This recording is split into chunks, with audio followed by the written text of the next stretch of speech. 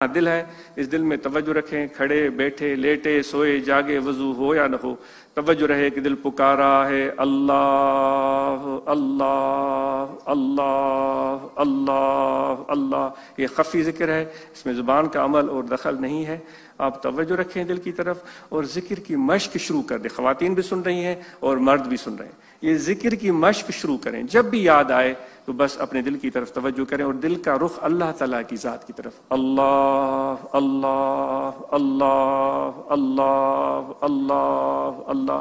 حضور علیہ الصلوۃ والسلام ارشاد فرماتے ہیں کہ میں جاگتے تو ذکر فرماتا ہوں، لیکن جب مجھے نیند آتی ہے پھر بھی میرا ذکر جاری رہتا ہے۔ تو یہ حضور علیہ الصلوۃ والسلام کی پیاری سنت ہے۔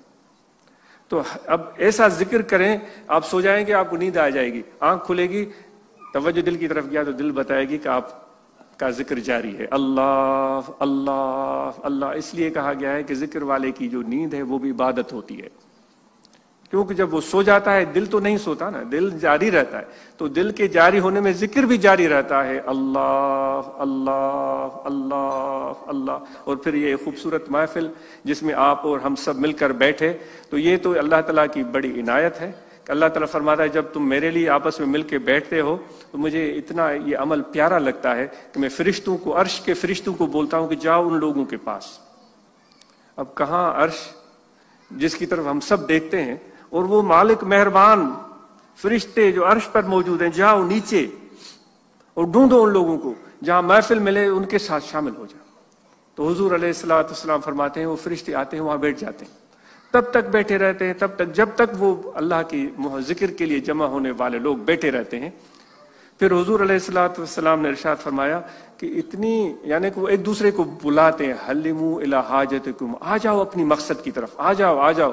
تو اتنے چاروں دانگ عالم سے فرشتے، دائیں بائیں شمال جنوب مشرق مغرب، اتنے فرشتے کو حضور علیہ الصلوۃ والسلام نے فرمایا کہ زمین آسمان کے بیچ میں جو خلا ہے وہ فرشتے ہی فرشتے ہوتے ہیں، اور سب ان ذکر والوں کو دیکھ رہے ہوتے ہیں۔ کیا شان ہے آپ کا، کیا عزت ہے آپ کی، اللہ تعالیٰ آپ کو عزت دے رہا ہے، تو ہم بھی اپنے آپ کو عزت دیں نا۔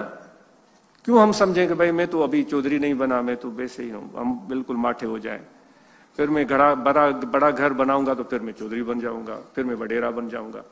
نہیں، اللہ تو پہلے ہی آپ کو عزت دے چکا ہے، تو وہ عزت آپ کی جو ہے وہ آپ کے پیروی میں ہے، جو اللہ تعالیٰ کے احکام کی اور حضور کے احکام کی ہم پیروی کرتے ہیں۔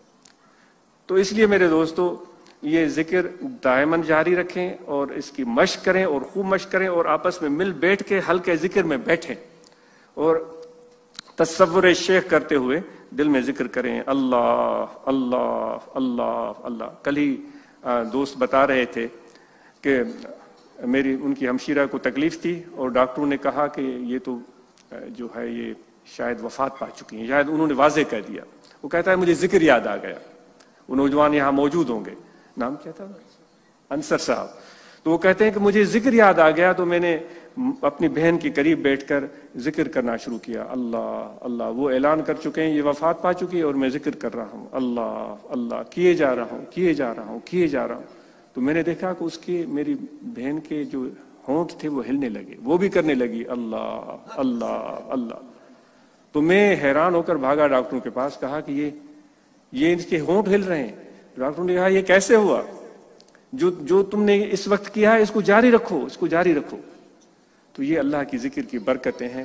تو انشاءاللہ ہم ذکر کریں گے تو اللہ کی رحمت کا نزول ہو۔ پھر جب فرشتے واپس جاتے ہیں تو اللہ تعالیٰ ان سے احوال لیتا ہے، میرے بندوں کو آپ نے کیسا پایا، تو ایک ایک بندے کے بارے میں پوچھتا ہے وہ۔ حالانکہ حضور علیہ الصلوۃ والسلام ارشاد فرماتے ہیں خدا کو تو سب پتہ ہے، لیکن اللہ نے جو آپ کو عزت دی ہے وہ فرشتوں کی زبان ہی سننا چاہتا ہے۔ وہ کیسے تھے شمال سے آنے والے، وہ کیسے تھے جنوب سے آنے والے، کیسے تھے مشرق، وہ یا الہ العالمین، وہ ایسے تھے، ان کا یہ انداز تھا، ان کی یہ دعا تھی، ان کی یہ شکل تھی۔ اللہ تعالیٰ کی ذات خوش ہوتی ہے، یہ بات سن کر خوش ہوتی ہے۔ پھر وہ بڑے عنایت سے پوچھتی ہے کہ اچھا وہ چاہتے کیا تھے، ان کی کوئی چاہت ہوگی نا، ہم سب چاہتے لے کر آئے ہیں، بے شک دعا کریں اللہ تعالیٰ آپ کی جو بھی چاہتیں ہماری ہوتی ہیں۔ ویسے حقیقت میں ایک بات عرض کروں، ایک درویش کے پاس ایک بندہ بیٹھا ہوا تھا، وہ کہنے لگا کہ یا حضرت دعا کرو کہ خدا ایسا کر دے۔ یہ تھوڑا گہرائی سے سوچیے گا, مجھے معاف بھی کیجیے گا. تو درویش نے اس کو کہا کہ خدا ایسا کر دے, کیا خدا تیرے حکم کا تابع دار ہے کہ فرمائش کر رہے ہو خدا کو؟ وہ اپنی مالک خود مختار ہے, مرضی کا مالک ہے, جو چاہے وہ کرے. تو تم کون ہوتے ہو اس کو حکم دینے والے؟ ہم تو فرمائش ہی سناتے ہیں, یا اللہ یہ کر دے, یا اللہ وہ کر دے. یہ درویش کی ایک بات ہے, اس پر آپ غور کیجئے گا. تو وہ ہکا بکا رہ گیا کہ تمہارا نوکر ہے خدا جو تم فرمائش کر رہے ہو. تو وہ لیکن اس کے پیار کا اظہار اس حدیث میں دیکھیں, وہ فرشتے ان کو کہتے ہیں یا رب العالمین ہم نے ان کو دیکھا. تو کیا چاہ رہے تھے؟ اب دیکھیں آ گئی نا ہماری چاہت کی بات. وہ چاہت تو دل میں چھپی ہوئی تھی. وہ فرشتے کہتے ہیں یا رب العالمین تیری رضا چاہ رہے تھے. اللہ نے کہا میں ان سے راضی ہوں. اور کیا چاہیے بھائی؟ اس جنت کنوں جہنم چنگا جتے تو مکھڑا دکھلاویں. اور وہ جو چاہتے تھے وہ میں نے ان کے لیے لازم کر دیا. وہ جنت چاہتے تھے تو جنت لازم کر دی. جو جہنم سے پناہ مانگ رہے تو جہنم ان پر حرام کر دیا.